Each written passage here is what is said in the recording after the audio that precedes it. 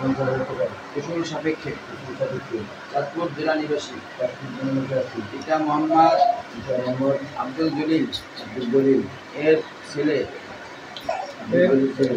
মোহাম্মদ সোহাগকে তুমি মুসলমান আফরিনের নিকট বিবাহের প্রস্তাব করা হইতেছে।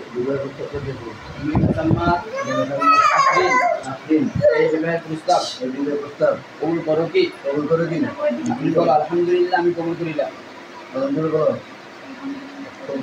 আবার বলো, আরেকবার বলো। নিচে সরো।